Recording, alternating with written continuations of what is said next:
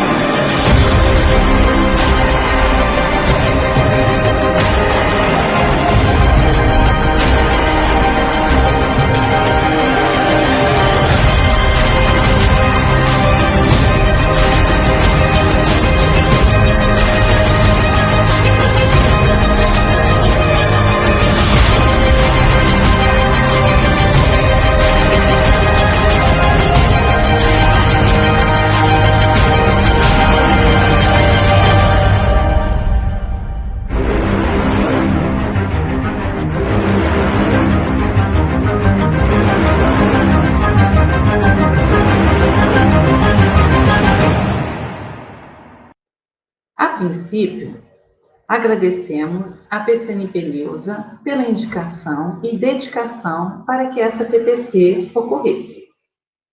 Prosseguindo, este vídeo nos mostra a evolução da Terra, o domínio do homem, os grandes desafios que precisamos enfrentar, principalmente em relação às questões ambientais. E para tratar dessa temática, a professora doutora Carolina Buso Dornfeld irá expor sua experiência sobre o assunto. Olá, tudo bem com vocês? Espero que sim.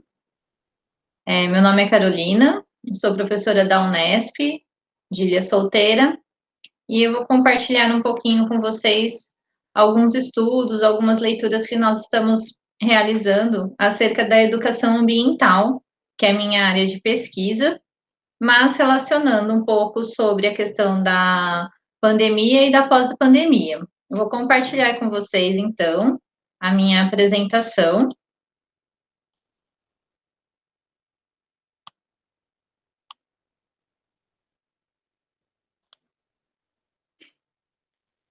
Como eu disse, eu trabalho na Unesp de Ilha Solteira e pertenço a um grupo de pesquisa que se chama Grupo de Pesquisa em Processos Educativos e Formação de Professores, e os componentes desse grupo também participam de um laboratório, o LEC-Bio, que é o Laboratório de Ensino de Ciências e Biologia. Eu gostaria de agradecer inicialmente ao convite realizado pela professora Neuza, a Neuza Alves Cruz. Nós nos conhecemos fazendo parte do Comitê de Bacias do Rio São José dos Dourados. O comitê tinha a base em Jales, foi lá que nós nos conhecemos, especialmente participando da Câmara Técnica de Educação Ambiental.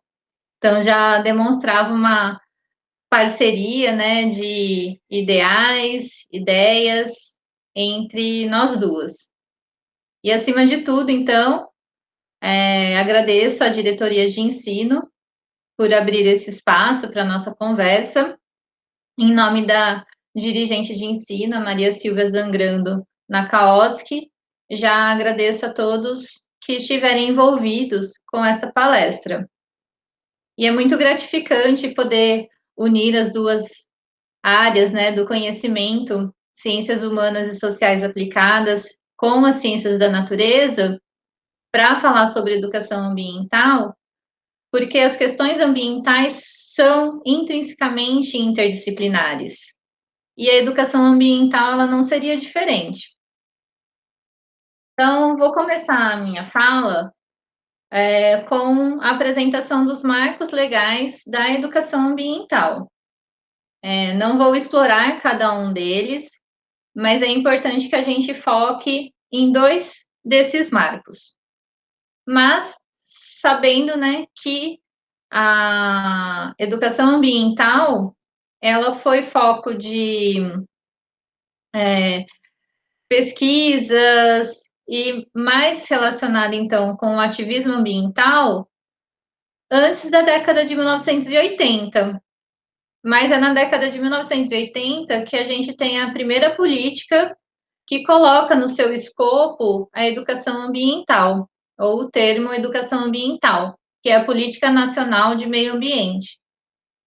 Depois da Política Nacional de Meio Ambiente, nós tivemos mais dois documentos oficiais, que é nossa Constituição Federal de 1988 e as Diretrizes e Bases da Educação Nacional de 1996, em que nesses textos aparecem de alguma forma a importância de se educar para as questões ambientais, de se educar em relação à natureza, mas é somente em 1999 que nós temos no Brasil o lançamento da Política Nacional de Educação Ambiental, que nós chamamos de PNEA. Essa política ela veio após muitas discussões, muitos eventos, em que a gente tem como parâmetro a ECO 92 ou a Rio 92, que aconteceu aqui no Brasil, a Conferência Internacional, né, Intergovernamental, e culminou, então, depois dessa conferência e de vários debates, com a Política Nacional de Educação Ambiental. E ela foi, então, colocada em vigor depois de 2 anos, que foi em 2002, quando, então, houve o decreto que regulamenta a Política Nacional de Educação Ambiental. Neste inteirinho, a gente ainda tem o lançamento do Plano Nacional de Educação, em que apenas para o ensino fundamental e o ensino médio é mencionada a necessidade de se educar para as questões ambientais. E então, após vários anos, nós tivemos em 2012 o lançamento das Diretrizes Curriculares Nacionais para a Educação Ambiental, uma diretriz específica para nossa área de educação ambiental e que, infelizmente, poucos lugares, né, poucas instituições têm o conhecimento dessas diretrizes.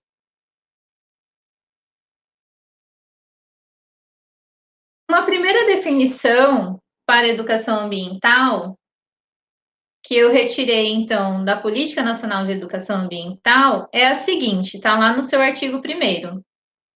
A educação ambiental é compreendida como os processos por meio dos quais o indivíduo e a coletividade constroem valores sociais, conhecimentos, habilidades, atitudes e competências voltadas para a conservação do meio ambiente. A partir dessa política, a gente foi desenvolvendo as pesquisas, novos debates foram acontecendo, novas situações políticas e econômicas aconteceram no Brasil e no mundo. Nós amadurecemos a área de educação ambiental.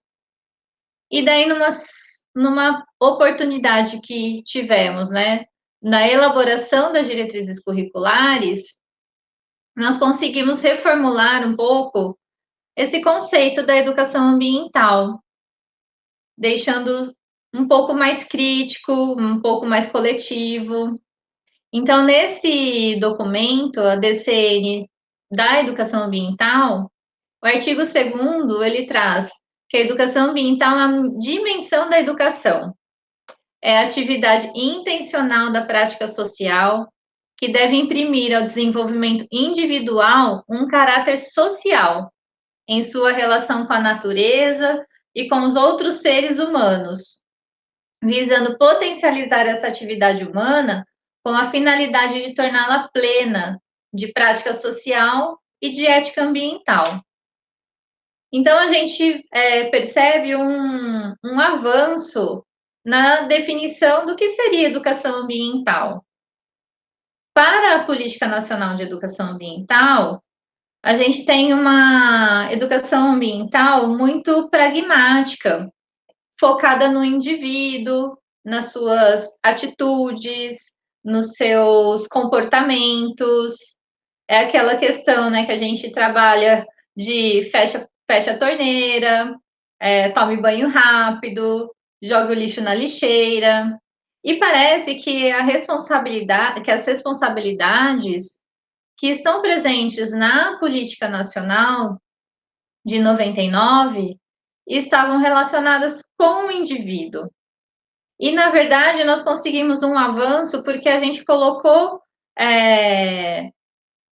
uma forma de entender a educação ambiental que é de responsabilidade da coletividade. Então, é uma prática social e que ela tem que ser pensada com as suas características políticas, econômicas, sociais, individuais, também está inclusa, né? Mas ela não é a única forma de tratarmos, não é a única e nem a melhor forma de tratarmos os problemas ambientais. Outra questão relacionada às diretrizes curriculares é que fica muito claro a questão política, econômica, social no artigo 5º, em que se refere à educação ambiental como não é uma atividade neutra, pois envolve valores, interesses, visões de mundo e, desse modo, deve assumir na prática educativa, de forma articulada e interdependente, as suas dimensões política e pedagógica. Então, quando me perguntam, Carol, eu gostaria de desenvolver uma atividade de educação ambiental, mas não queria entrar muito nessa questão política, econômica, porque a gente está com tantas coisas acontecendo, né? Eu queria alguma coisa mais leve. Mas, infelizmente, as questões ambientais, elas são questões que devem ser tratadas no coletivo, né? E quando a gente fala de coletivo, a gente não tem como deixar de falar sobre questões políticas, de políticas públicas, muito diferente da gente falar de partidos, de pessoas, de políticos, mas sim falar em políticas públicas, o que tem funcionado, o que não tem, como o nosso mundo funciona, como funciona a globalização, o capitalismo. A gente não tem como trabalhar com educação ambiental sem entrar nesses aspectos. E o que dizem sobre a EA na escola esses dois documentos? Então, a Política Nacional de Educação Ambiental, ela apresenta o documento no seu documento informações sobre o caráter formal e não formal da educação ambiental. No caráter formal, ela vai desde a educação básica, ensino superior, educação especial, profissional e também a EJA. Ela diz que a educação ambiental não deve ser implementada como disciplina específica, como presente no currículo como disciplina específica. Ela diz também que a dimensão ambiental deve constar dos currículos de formação de professores de todas as áreas. Então, ela não diz que a educação ambiental deve constar no currículo, mas ela diz que a dimensão ambiental deve constar nos currículos de formação de professores. E a gente sabe que nem todos os currículos que são propostos pelos nossos órgãos, né, que regulamentam as licenciaturas, têm esse olhar. Então, a física, onde que a área ambiental entra, a história, a geografia, a química, a matemática, o português. Então, todas as áreas deveriam ter a dimensão ambiental contemplada na formação inicial. Ah, então eu não tenho a formação inicial. O que a política diz sobre a formação continuada? Então, ele diz que os professores em atividade devem receber formação complementar em suas áreas de atuação. Então, isso deveria estar garantido, porque está na lei, mas nem sempre o que está na lei é o que está realmente acontecendo no concreto, na escola. E o que nós temos, então, relacionado às diretrizes curriculares nacionais, né, para a educação ambiental? Eu selecionei 2 artigos referentes à questão da escola. Então, o artigo 8º, a educação ambiental, respeitando a autonomia da dinâmica escolar e acadêmica, deve ser desenvolvida como uma prática educativa integrada e interdisciplinar. Então, ela traz também o conceito da interdisciplinaridade, que a política já trazia, mas como uma prática educativa integrada. Então, reforçando a questão da preferência por não existir uma disciplina específica para lidar com a educação ambiental na escola. E o artigo 17, que fala um pouquinho sobre as responsabilidades. Então, considerando os saberes, os valores da sustentabilidade, a diversidade, o planejamento curricular e a gestão da instituição de ensino devem contribuir para a revisão de práticas escolares fragmentadas, buscando construir outras práticas que considerem a interferência do meio ambiente e do ambiente na qualidade de vida das sociedades humanas. Então, o que a gente pode exemplificar?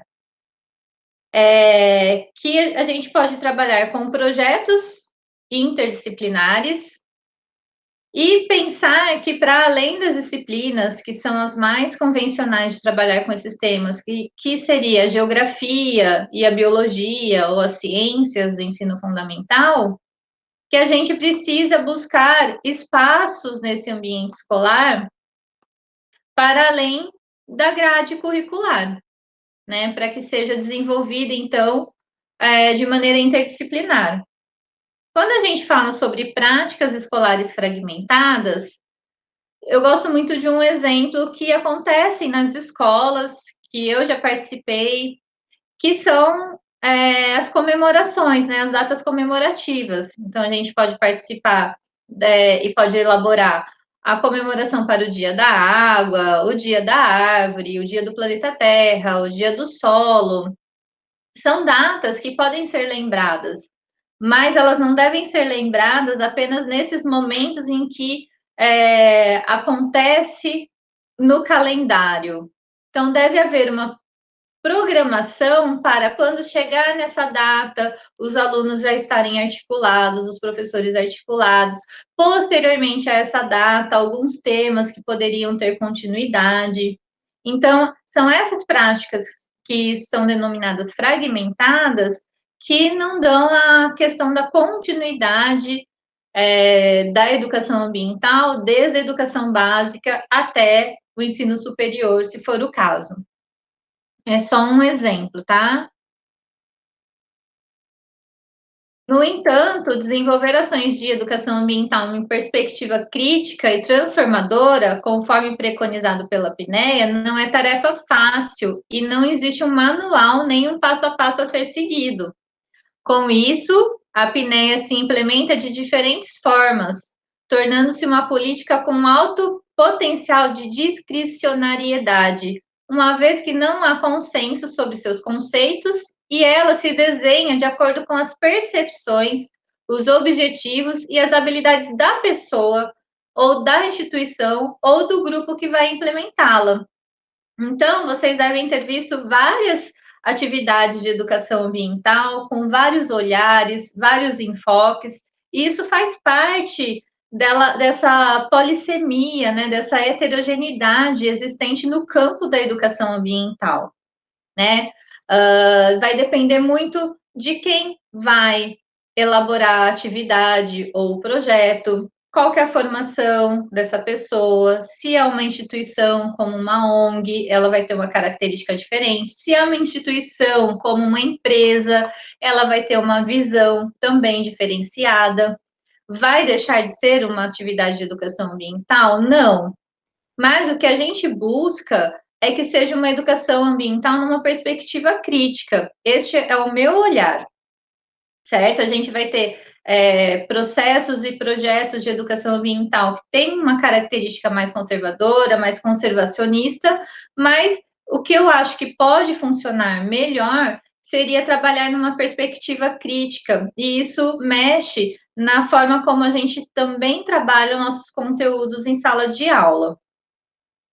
Para trazer um pouquinho sobre essas tendências da educação ambiental, existem vários artigos que falam sobre isso, e a educação ambiental já foi separada em muitas tendências, e eu trouxe as mais características, que seriam a conservacionista, que é uma prática educativa voltada para a preservação da natureza. Então, por exemplo, em unidades de conservação, esse tipo de atividades, né, com uma visão mais conservacionista, é a que mais é utilizada, por conta do formato que se institui nessa unidade de conservação. Um parque, uma floresta nacional. Então, aquela instituição tem essa finalidade. A gente também pode ter uma macro tendência que chama-se de pragmática. Essa tendência, que aparece um pouquinho mais evidente na apneia, ela foca nas ações individuais e comportamentais no âmbito doméstico e privado. E também numa tendência em que nós podemos falar assim: tudo bem que a determinada indústria, determinada empresa tenha processos de produção que são poluentes. Se eu desenvolver um filtro para colocar nas suas chaminés e esse filtro reter, né, esses gases poluentes, tá ótimo. E na verdade não é que está ótimo, né? É uma visão, é uma forma de olhar, de organizar o pensamento da educação ambiental como se eu conseguisse resolver com técnicas, com tecnologia. E daí nós passamos então para uma visão mais crítica, que vai contrapor então as tendências mais conservadoras. Na visão crítica, a gente vai colocar da seguinte forma, esse exemplo das chaminés das indústrias. Mas por que que essa indústria está instalada nesse local? Mas por que que ela está produzindo determinado produto? Será que não dá para ser uma produção diferenciada? Será que precisamos de tanto? Então, são os porquês que a gente trabalha nos projetos para colocar os alunos com questões problematizadoras, para que eles aprendam a pensar sobre os problemas ambientais, não só tentando resolver com técnicas e tecnologias. E alguns desafios da educação ambiental na escola seria o próprio desconhecimento e, por vezes, a desvalorização por parte da população, algumas negligências por parte dos governantes, então a gente tem a política, tem as diretrizes, mas isso não chega a ser efetivado, e muitas limitações referentes ao próprio trabalho realizado pelos professores, em decorrência de diversas atribuições que são impostas a todos nós, né, a todos nós professores, todos nós profissionais da educação. Então, a gente tem uma série de atividades, uma série de ações que são mais burocráticas e que, às vezes, isso nos impede de fazer uma atividade como um projeto extraclasse, participar de um clube, ou participar, como eu disse, né, que eu e a Neuza participamos de um comitê de bacias. Quantos de nós temos oportunidade de ter um tempo para fazer essa participação? Né? Então, é muito complicada essa atuação do professor, tanto dentro como fora da escola, devido às muitas atribuições que nós temos. ainda temos uma definição para a educação ambiental crítica, que é aquela em que eu acredito. Ela tem como principais objetivos a formação de cidadãos críticos no que se remete a uma sociedade sustentável, capaz de observar tanto locais quanto globais as atitudes econômicas, políticas e sociais. E de acordo com Tozoni Reis e Campos, que são duas pesquisadoras da Unesp, está diretamente relacionada com a necessidade de ser reestruturada no âmbito do processo formativo de professores. Né? Quer dizer, nós precisamos, na formação inicial, de trazer essa questão da educação ambiental crítica para os currículos e também durante o nosso processo formativo, que nós, profissionais da educação, nunca podemos parar de estudar e nos formar, né, e melhorar a nossa prática, a gente tem que trazer também as questões da educação ambiental crítica como um ponto a ser discutido. E percebam que não está relacionado com o desenvolvimento sustentável, né? Mas como uma sociedade sustentável. Esse é um outro tópico que poderíamos até discutir num outro momento, mas a diferença, né, existente entre a palavra desenvolvimento sustentável e uma sociedade sustentável. No momento, nós estamos em plena pandemia, né? Então, eu trouxe um breve histórico aqui que todos vocês estão cansados de saber, mas eu achei que, como a palestra é sobre educação ambiental e a pandemia, que eu deveria trazer também algumas informações para a gente relembrar. Então, quando tudo começou, foi lá em 31 de dezembro de 2019, lá na cidade de Wuhan, onde se identificou uma nova cepa, né, do coronavírus que não havia sido identificada antes nos seres humanos. Em 7 de janeiro, as autoridades chinesas confirmaram que havia sido identificado um novo tipo de coronavírus. E a gente sabe que o vírus não veio de um laboratório, ele trata-se de uma zoonose. Então, o que são zoonoses? São doenças que os animais possuem e que, num determinado momento, elas podem sofrer algumas modificações que elas escolhem um outro hospedeiro. E nesse caso, a gente chama de transbordamento, no caso dos vírus. Né? Então, zoonoses são doenças que antes eram exclusivas de animais não humanos, que por conta do transbordamento acabaram se tornando doenças também humanas. Mas esse transbordamento ele não acontece por um acaso, ele tem algumas regrinhas para acontecer, que eu vou falar no próximo slide. E daí nós temos a confirmação de que o coronavírus é proveniente do morcego e do pangolim, que foi esse animal que todos nós descobrimos, né, a partir da doença, então, que ele começou a transmitir. No caso da pandemia, né, em 30 de janeiro, a OMS declara emergência de saúde pública de importância internacional, e em 4 de fevereiro acontece no Brasil que o país então declara emergência em saúde pública de importância nacional, em decorrência da infecção humana pelo novo coronavírus. No site do governo federal tem uma página onde existe um quadro com todas as portarias, leis, regulamentações que envolveram a Covid. Depois eu vou deixar também nas nossas referências. E daí, será que a Covid, né, essa pandemia, é um problema de saúde ou um problema ambiental? Então, eu estou falando de uma posição em que eu sou bióloga, fiz depois minha pós-graduação em ciências da engenharia ambiental. Então, eu entendo, no meu ponto de vista, que ela é um problema ambiental e que gerou consequências para a saúde.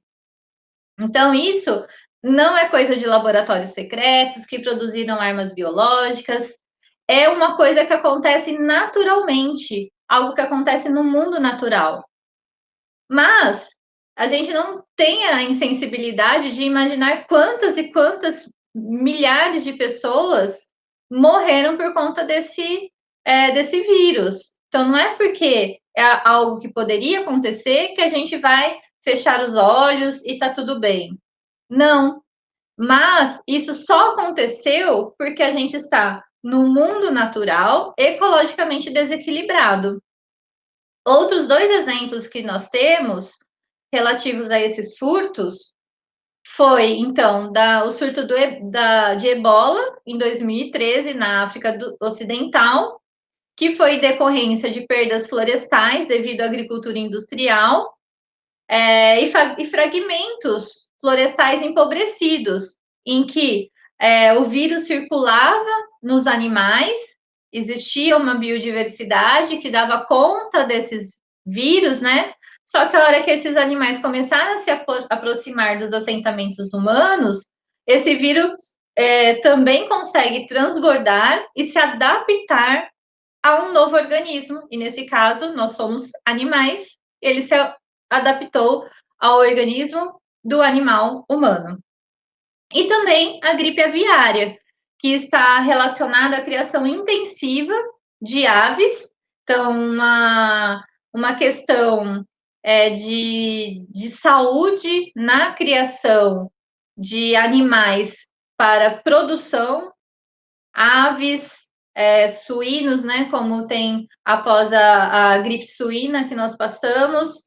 Tudo isso está relacionado com a criação intensiva e muitas vezes com a má qualidade sanitária desse ambiente.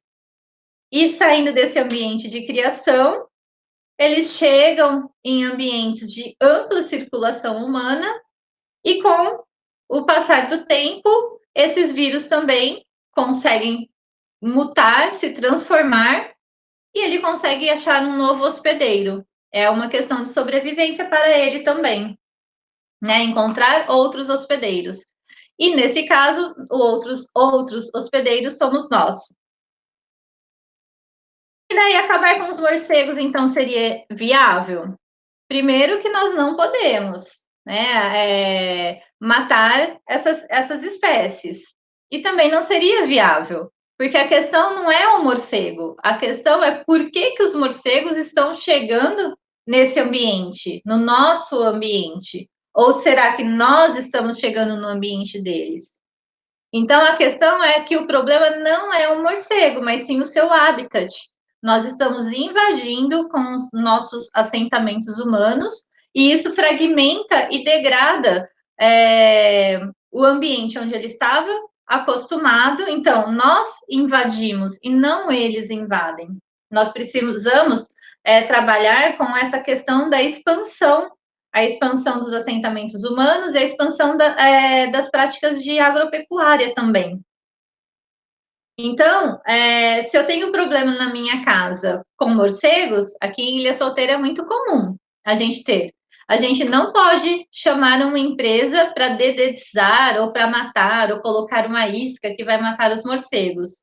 Nós precisamos instalar luzes nas nossas casas para que eles não se apropriem com os seus ninhos ou venham aqui para descansar. A gente não pode fazer uma interferência. Então, isso também não vai acontecer na natureza, né? Eles são animais que cumprem um papel valioso numa questão de dispersão de sementes, controle de insetos, controle de outros vetores.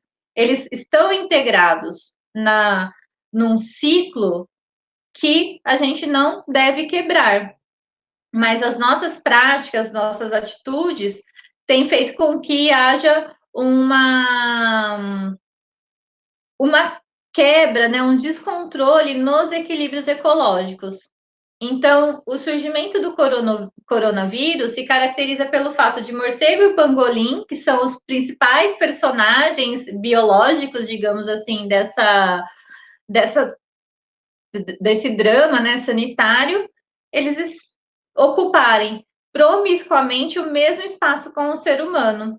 Então, se a gente imaginar as condições sanitárias que estava naquele mercado, com outras espécies ainda silvestres ocupando o mesmo espaço em situações ruins, com mercadorias vivas, sofrendo estresse, a gente também tem que pensar que a gente provocou essa conjuntura, esses fatores que foi ideal para que houvesse um transbordamento de um vírus.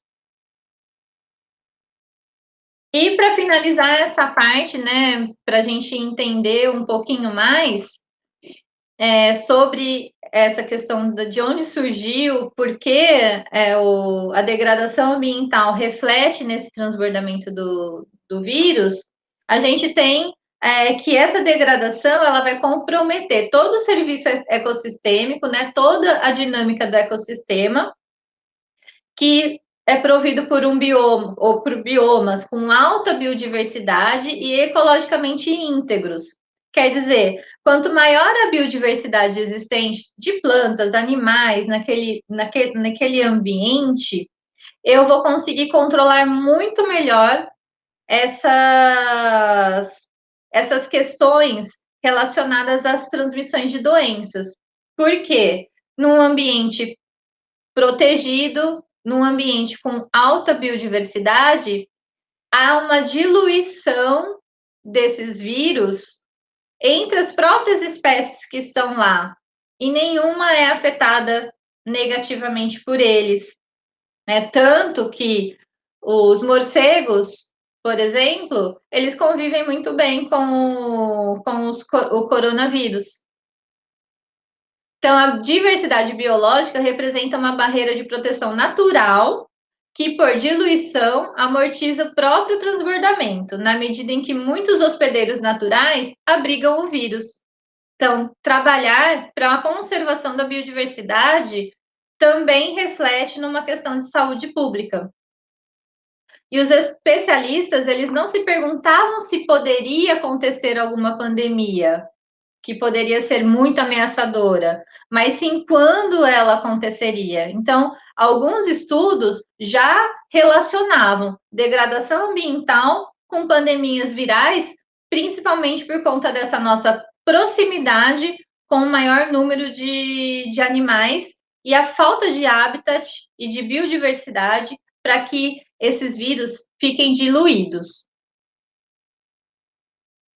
Eu vou fazer uma pausa agora para a gente voltar depois para conversar sobre a pandemia e a pós-pandemia.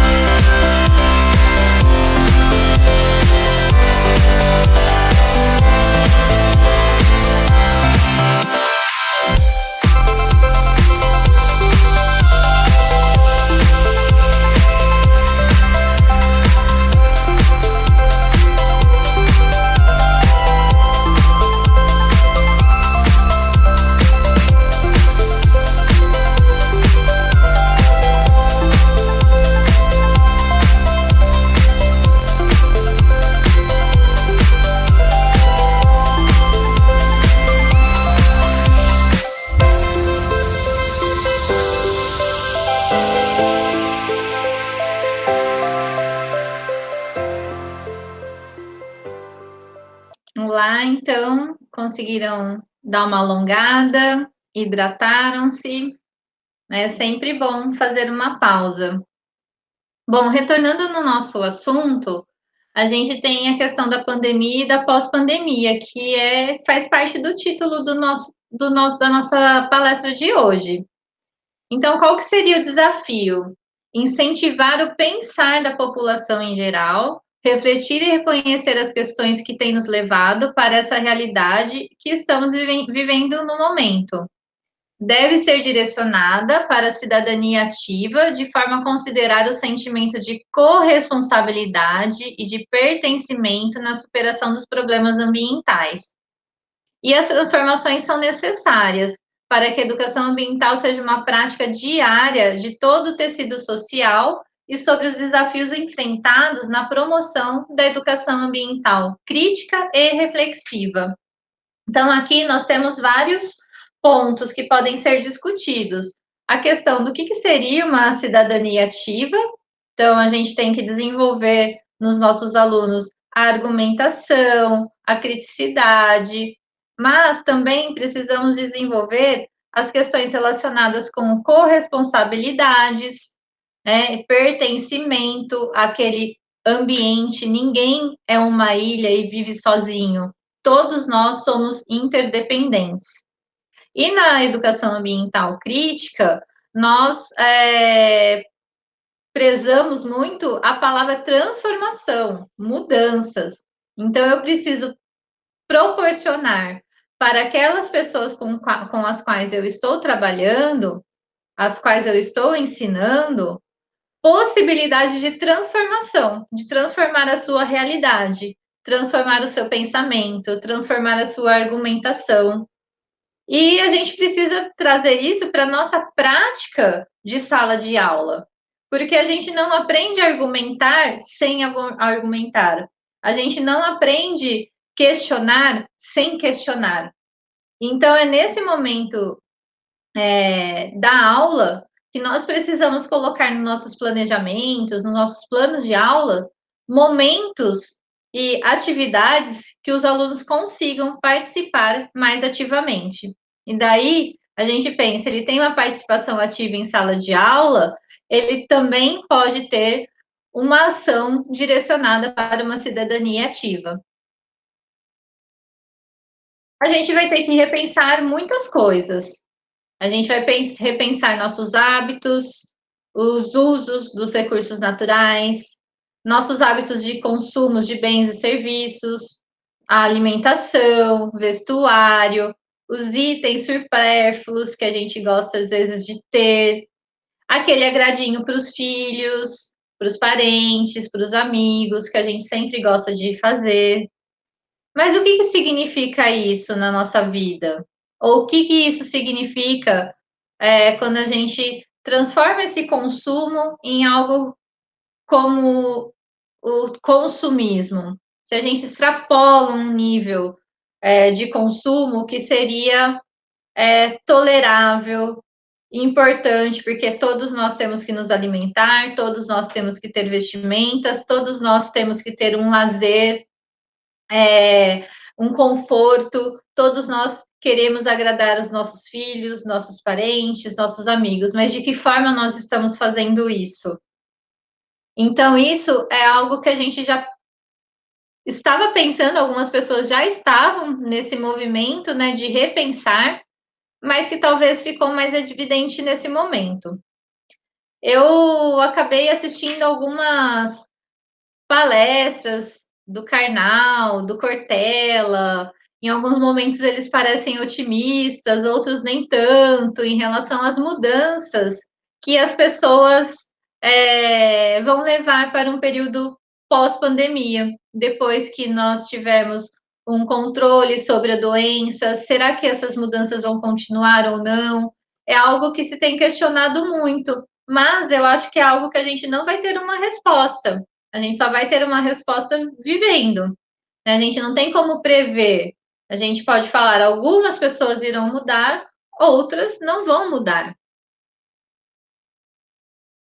A gente precisa parar e repensar para aquilo que é simples. para aquilo que nos traz felicidade, para aquilo que não, às vezes não custa nada em termos financeiros, mas nos traz muita felicidade. Às vezes a gente fica ali ruminando sobre o que eu quero conquistar, e geralmente esse o que eu quero conquistar, ele está nos remetendo a alguma coisa que eu quero comprar. E daí a gente para pensar o que nos faz realmente feliz. E eu falo sobre felicidade e educação ambiental, porque a gente precisa ter uma identidade com aquilo que nós vamos ensinar aos nossos alunos, ou fazer com nossos alunos, ou fazer para a nossa escola. E a educação ambiental, ela tem esse movimento que a gente precisa buscar coisas simples que nos façam felizes.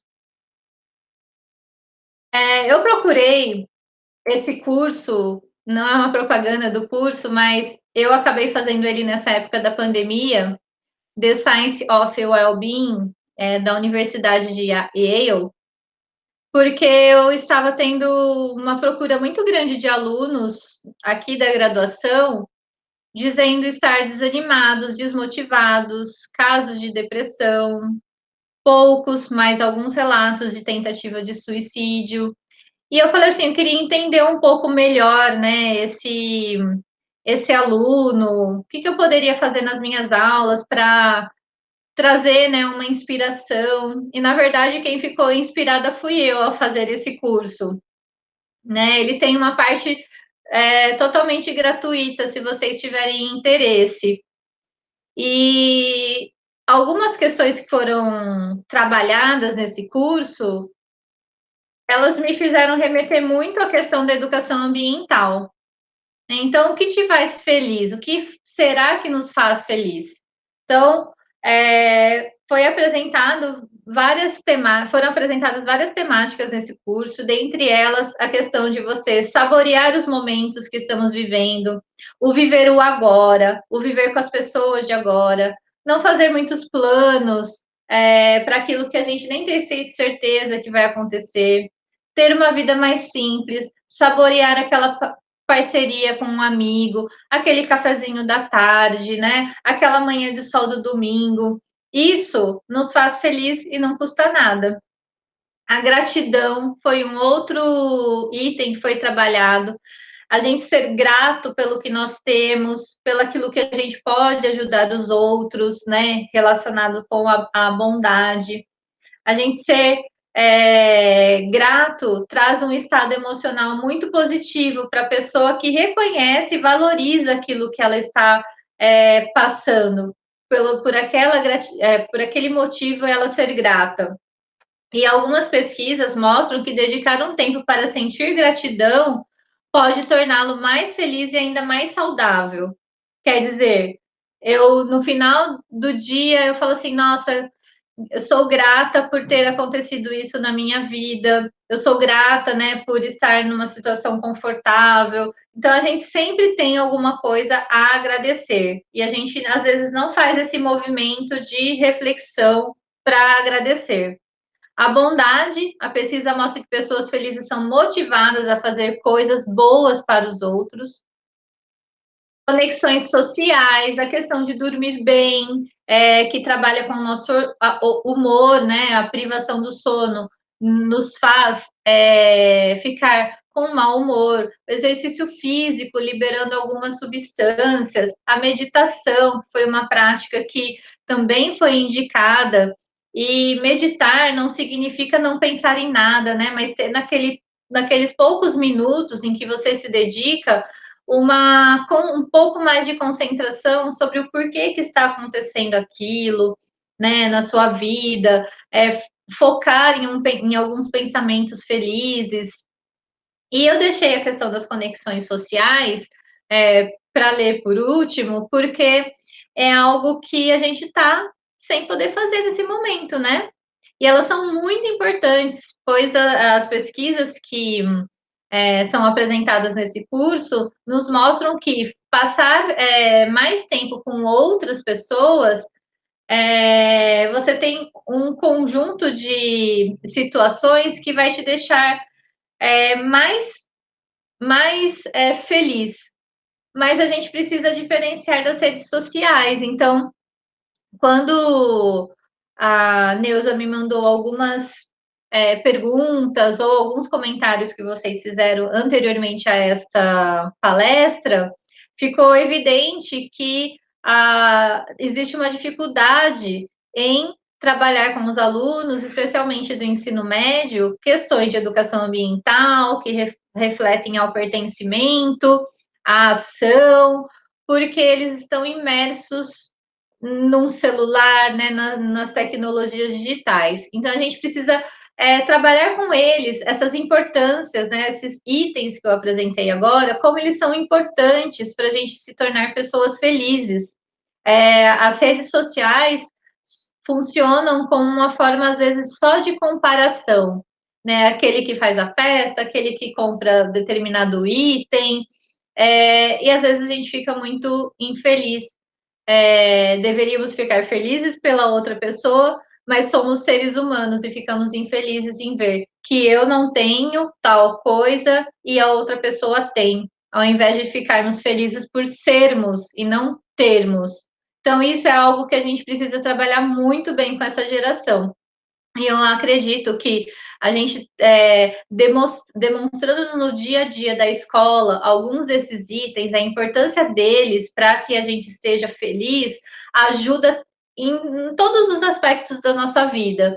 Mas a educação ambiental, ela depende também de profissionais que estejam bem, que eles tenham essa afinidade com a questão ambiental, mas para além disso, né, com esse contato entre as diferentes culturas, os diferentes saberes, essa abertura para conversar com o outro que tem uma outra formação diferente da minha. Então, isso eu acho que ajuda em todos os aspectos, mas especialmente para a educação ambiental, ela também é importante. E a gente tem um contexto de comunicação e gratidão, né? No contexto familiar, a gente tem a questão das visitas aos familiares, que se tudo correr bem, né? Daqui a pouco nós já estamos nos encontrando novamente. Um contexto de relacionamento amoroso também é muito importante a comunicação, a gratidão.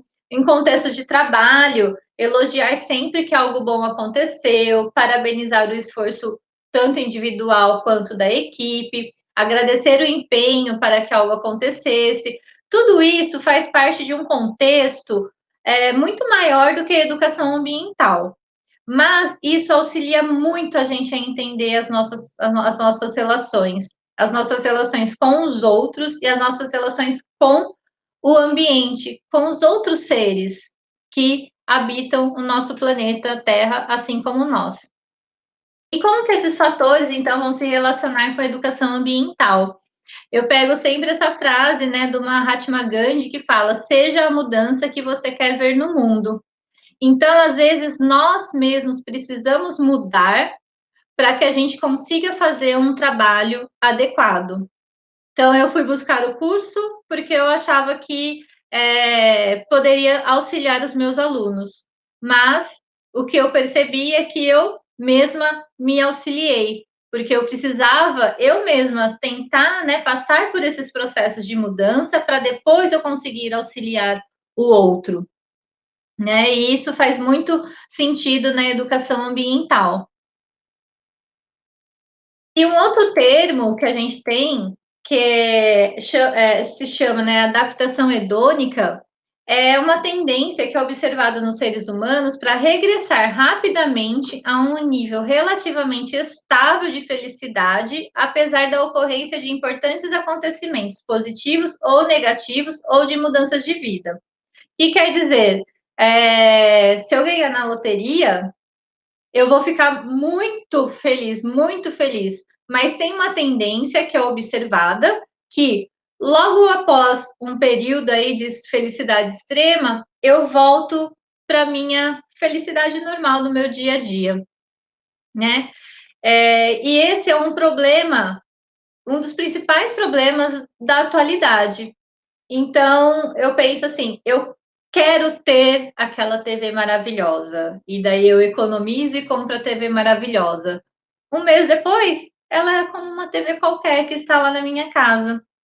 Essa questão da adaptação hedônica, essa tendência, né, que é observada da gente ter uma felicidade extrema quando a gente consegue algo e isso regressar a um nível relativamente estável de felicidade depois, ela nos leva a consumir muito mais e a gente precisa ter controle sobre isso.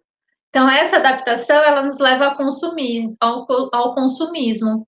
E por que estamos consumindo em excesso? Por vários motivos, né? É uma doença, assim, o consumismo multifatorial, emocional, principalmente. E ele acarreta dois temas também bastante polêmicos, que é a questão da publicidade. A publicidade, ela é o segundo maior orçamento mundial, fica só atrás da indústria de armamentos. E uma outra questão é a obsolescência programada. Existe um documentário que tem exatamente esse nome, Obsolescência Programada. E ele trata do ciclo de vida de uma impressora. Então, essa impressora, ela já vem programada de fábrica para imprimir um certo número de páginas.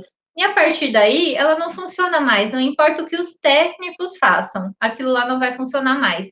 E isso tem acontecido com diversos equipamentos eletrônicos. Existem programações, itens que são colocados nos nossos celulares, no nosso notebook, nas nossas TVs, que com o passar do tempo, ela não vai funcionar mais. Aquele item pequenininho você já não consegue mais trocar e você tem que deixar de lado todo um aparato, né, de peças de metais, peças de plástico, de vidro e comprar um equipamento novo. E isso a gente está passando por esse processo e a gente a partir disso que não depende de nós nesse momento, mas depende das indústrias, das empresas que trabalham dessa forma inadequada para que a gente consuma a todo momento, também é configurada num modelo de trabalho escravo ou semi-escravo, e esses equipamentos, eles, como está dizendo aqui, né, eles vão se tornar obsoletos. Então, além do produto estar sendo descartado mais rapidamente, a gente ainda tem que passar por esse processo de estar verificando o custo do trabalhador, né? Quem está produzindo aquele equipamento que é tão barato dessa forma? A gente precisa começar a questionar isso. A partir de uma palestra do professor Marcos Sorrentino, ele é da Exalc, da USP, lá de Piracicaba, ele trouxe 4 dimensões que precisam acontecer, né, para que essas mudanças que nós estamos falando aconteçam. A dimensão 1, que é aquela imediata, é que a gente precisa desenvolver a capacidade de nos indignarmos com as coisas que estão acontecendo atualmente, com todas as desigualdades, a criminalidade, não achar que morreu mais uma pessoa, tudo bem, que o crime lá no Rio de Janeiro é assim mesmo, que o crime na outra cidade é assim mesmo. Então, a gente não pode deixar que isso se torne uma coisa normal para a gente. O objetivo, então, de desenvolver a criticidade e habilidades que nos permitam modificar os padrões que nos foram impostos. E a EA realizada e as políticas públicas que a apoiam conseguem promover a inclusão radical da diversidade? Será que o que nós temos hoje, a gente realmente consegue promover essa inclusão? Inclusão de toda a diversidade de seres humanos, né? Toda a humanidade. Mas, como eu falei anteriormente, de todas as espécies que habitam o planeta Terra. E daí a gente tem uma notícia como essa, né? Sem internet, merenda e lugar para estudar. Veja obstáculos do ensino à distância na rede pública durante a pandemia de Covid-19.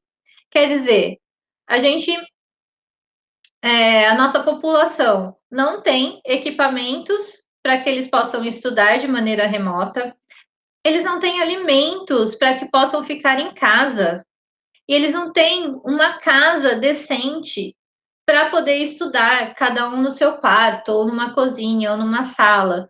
Não, a gente não tem. A gente está numa sociedade aqui no Brasil em que a gente não tem equipamentos nem acesso, a gente não tem alimentação adequada para as famílias, né? Para que cada família consiga se alimentar adequadamente, ter um emprego digno para que ela consiga levar esse alimento para casa, e as casas também não são adequadas, as habitações não são adequadas. Olha se não é para a gente se indignar. E isso tem tudo a ver com educação ambiental. A segunda dimensão é uma dimensão conjuntural, que são quais são as questões e prioridades do nosso país. E daí o professor ele divide em 3 tríades: terra, teto e trabalho para todos, saúde, educação e natureza também para todos, né? Participação política, comunicação, e essa comunicação é o acesso à informação, mas também o direito da pessoa a se comunicar, e uma questão espiritual, é espiritualidade, que não tem nada a ver com religiosidade. Então, quais são as prioridades para a nossa casa, a nossa escola, o nosso bairro, a cidade, o estado, o país e para o nosso planeta, para que a questão ambiental seja considerada como um pilar fundamental? Então, a gente precisa pensar, por exemplo, teto, terra e trabalho são questões essenciais, é de dignidade humana. A gente precisa que isso aconteça. Saúde, educação e natureza também são itens essenciais para a dignidade humana. A participação política, comunicação e espiritualidade são desenvolvidas, né, com o tempo, com a nossa maturidade. Então, essa conjuntura que nos é colocada, ela apresenta itens que são essenciais, fundamentais, e itens que vão sendo desenvolvidos com o passar do tempo. A dimensão 3, a revolução cultural, ela deve ser um objetivo e estar presente nos diálogos, visa uma nova cultura e se utiliza de estratégias de política pública para transformar a sociedade e precisa estar inserida no nosso diálogo e objetivos dos nossos projetos de educação ambiental.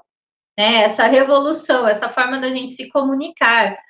E uma última dimensão é a atuação territorial. Como que a gente está, a partir da escola, a partir da universidade, atuando na nossa cidade, né, no nosso município? Qual que é essa minha participação? Como que eu posso contribuir?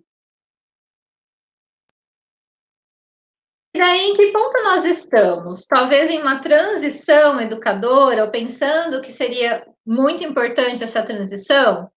Então, segundo o Marcos Sorrentino, novamente, as transições educadoras necessitam de revoluções culturais. Essa questão do diálogo, do ouvir o outro, das interconexões, que podem ser organizadas por potentes instrumentos do bem viver. O que é esse bem viver? Amizade, generosidade, gratuidade, economia circular, a permacultura, a agroecologia, sistemas agroflorestais, mutirões, as bombas de sementes que são espalhadas, né, para fazer reflorestamentos, a atenção, o cuidado, uma escuta sensível, dentre tantos outros recursos de construção de novos modos de ser e estar na terra, com letra maiúscula, na terra, no uso da terra, na cidade e nos territórios.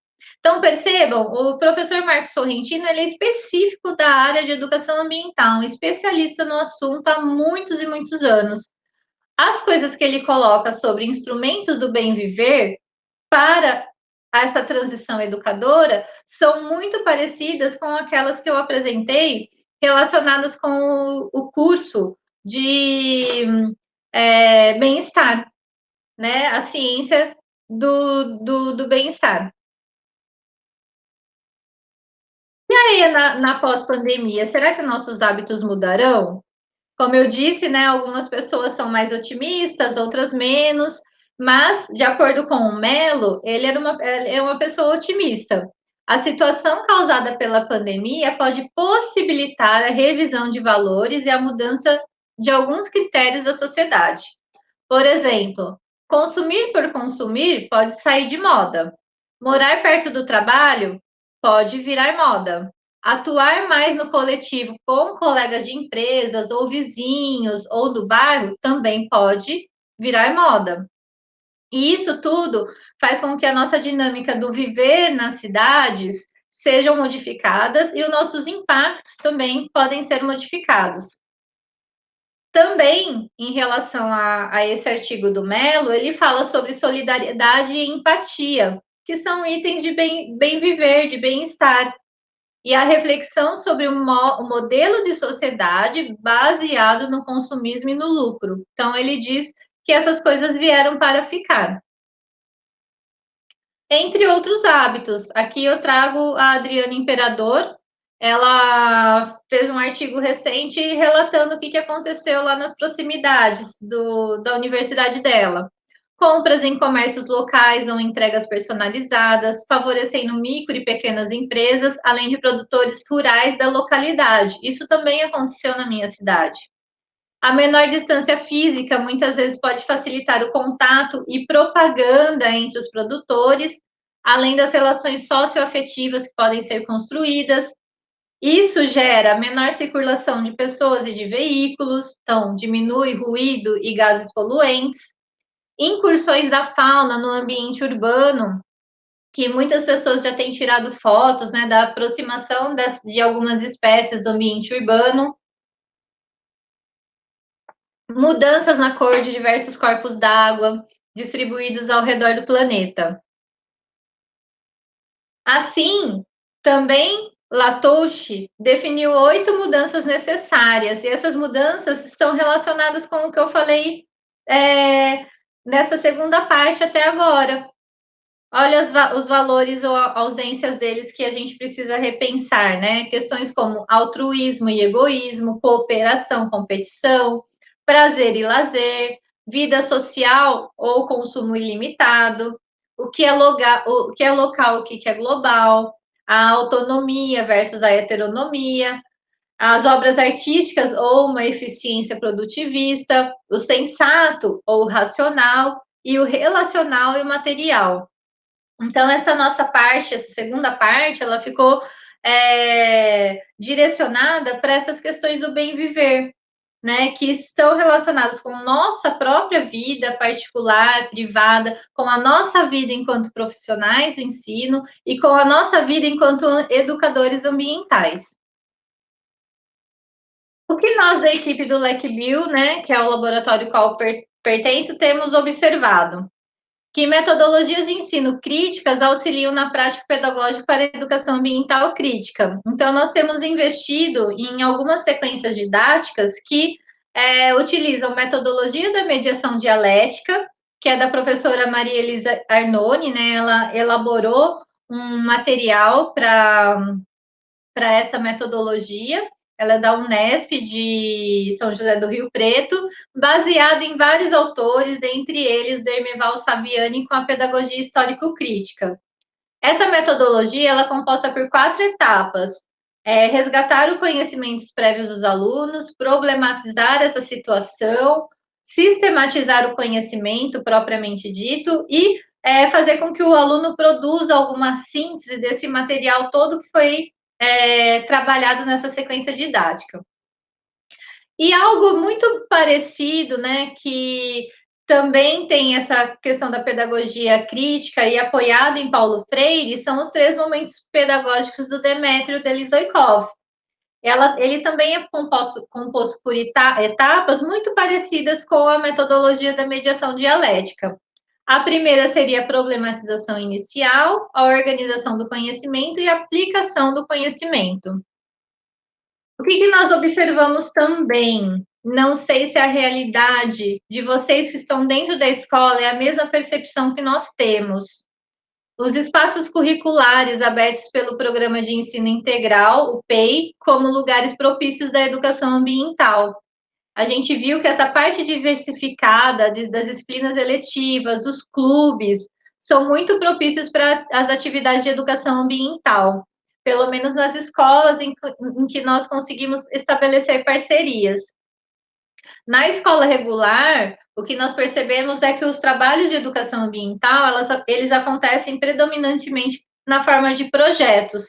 É essa forma que ainda está melhor funcionando. E com a questão do programa Inova Educação, nós não temos ainda, né, uma nítida ideia de como isso acontecerá, mas a gente acredita que alguns espaços poderão ser criados, né, para que a gente defenda aí a inserção da educação ambiental na escola. O que eu já pude presenciar de muito positivo, inclusive foi um exemplo que a Neusa desenvolveu, mas que outras escolas também têm desenvolvido, é a participação em eventos diversos que o final, né, do projeto possa ser apresentado em feiras de ciências, feiras culturais. Então, existe um processo durante o ano letivo para culminar em algum produto a ser apresentado. A participação na Conferência Nacional Infanto-Juvenil pelo Meio Ambiente, que é uma conferência que acontece a cada 3 anos, também muito importante, como parte da construção da Agenda 21 na escola, participação local, regional e nacional, né, que pode ser proporcionado, complementando com as questões relacionadas à Agenda 2030 e temáticas atraentes e interdisciplinares, que eu vou citar apenas algumas por conta da nossa limitação de tempo. Então, um dos assuntos poderiam ser tratados os Objetivos do Desenvolvimento Sustentável, que foi proposto pela ONU. Então, a gente tinha os Objetivos do Desenvolvimento do Milênio, que aconteceu entre 2000 e 2015, e agora a gente tem os Objetivos do Desenvolvimento Sustentável de 2015 a 2030. Então, a gente tem essa agenda com várias metas a serem cumpridas e que pode estimular o pensamento do grupo das escolas de vocês a prestarem atenção a um deles ou a alguns deles. É um assunto que eu acho muito interessante para trabalhar a questão do consumo e consumismo, explicitar a questão da análise do ciclo de vida do produto. Então, desde a extração dos recursos naturais, o processamento, a fabricação, a distribuição até chegar nos supermercados, nas lojas, o seu uso e o seu descarte. Como isso acontece? Então, isso é um ciclo que a gente pode fazer para diversos materiais do nosso dia a dia e traz essa informação aos alunos de quanto que é importante a gente pensar. Quando eu estou usando o material, ele tem toda uma história anterior, que tem muitas etapas até ele chegar a ser uma caneca. E que depois, se eu quebrar algum item dessa minha caneca, eu vou ter que descartar essa caneca. E onde eu vou descartar? De que forma eu vou fazer isso? Então, é muito interessante também a gente pensar sobre o ciclo de vida do produto e os impactos.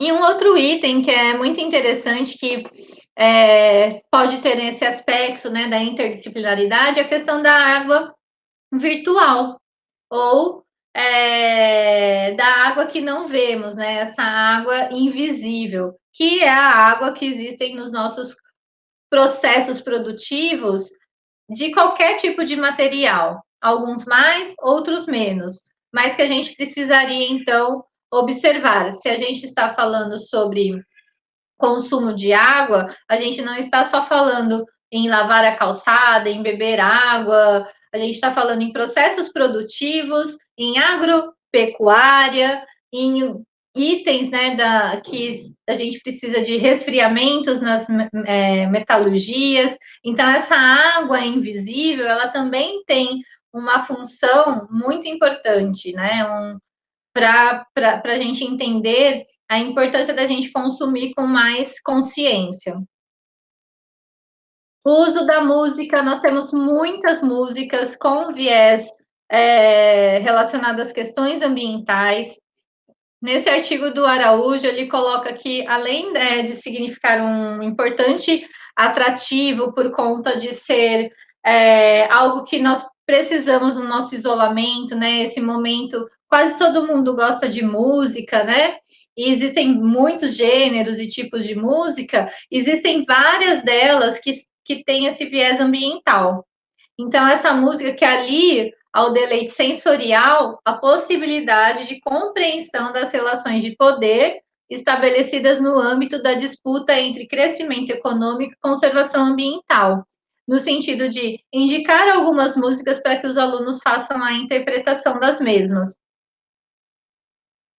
E, por fim, o isolamento social trouxe arranjos emergenciais que despertaram cooperação e solidariedade. Essas são as falas da Adriana Imperador, novamente, representada pelas diversas ações organizadas e desenvolvidas pela própria comunidade. Essas ações foram essenciais para a redução dos impactos da pandemia em diversas comunidades vulneráveis do país. O retorno ao cotidiano de trabalho e estudo presencial pós-isolamento social trará diversos desafios, como o incremento do crescimento econômico, a redução da desigualdade social, a geração de emprego e renda, e a proposta de uma educação mais inclusiva em todos os aspectos. Assim, compartilho com ela esse desafio, né? O grande desafio da educação ambiental no momento pós-pandemia é colaborar com essa nova realidade e contribuir com a construção de uma sociedade mais justa e solidária, valorizando os recursos naturais, a ciência, muito importante, ciência, alfabetização científica e a conservação da natureza. Então, esses textos de 2020 foram escritos numa edição especial da revista Revista Brasileira de Educação Ambiental. E eu deixei os links para vocês. Aqui estão as nossas referências, a revista que eu acabei de citar. E muito obrigado pela atenção, muito obrigada novamente pelo convite. Espero ter colaborado com algumas reflexões e me coloco totalmente à disposição, né, pelo meu e-mail, ou se não, a Neuza tem todos os meus contatos. Muito obrigada mesmo. Um abraço a todos, fiquem bem. Até mais. Tchau, tchau. Muito obrigada, professora Carolina, por esta manhã que nos proporcionou, pelas suas contribuições, que serão de grande valia para todos. Lembre-se de responder o formulário e enviar. Obrigada pela participação, abraços a todos.